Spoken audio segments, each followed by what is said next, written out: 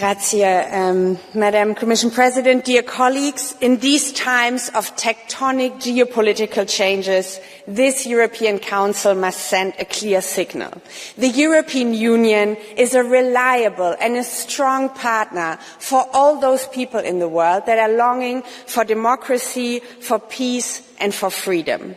It is an honor that President Zurabishvili addressed the House this morning at such a crucial moment for Georgia. And I expect also this clear signal of solidarity from the European Council.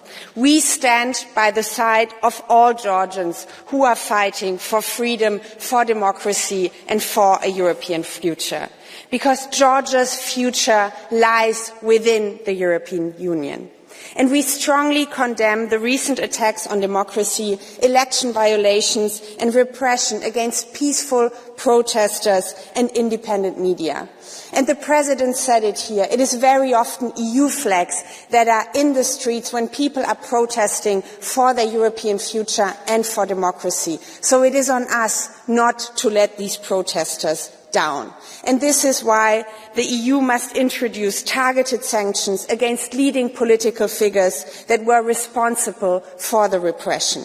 Georgia needs new elections with international election observations, and we call on the EU to introduce a special envoy for Georgian-European relations.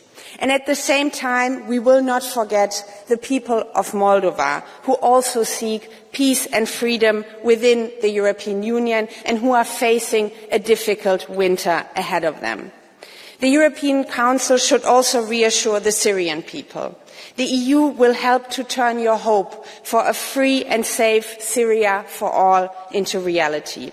A peaceful transfer of power is now most urgent, and we must provide acute humanitarian aid for Syrians because the difficult times are not over yet.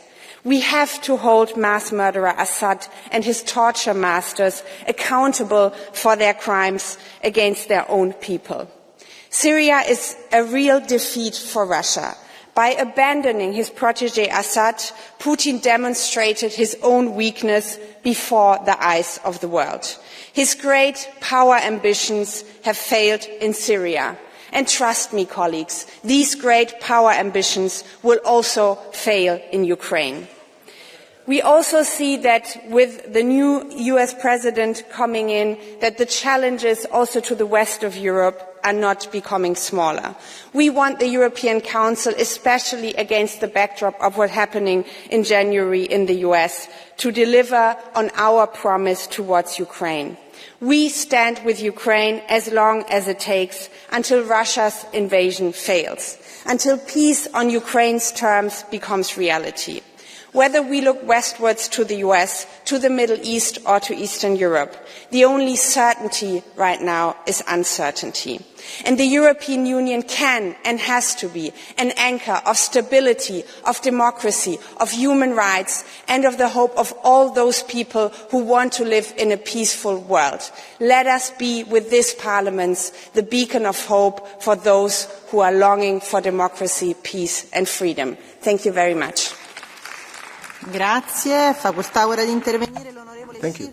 The next speaker is Mr. Shirdevan. Go ahead.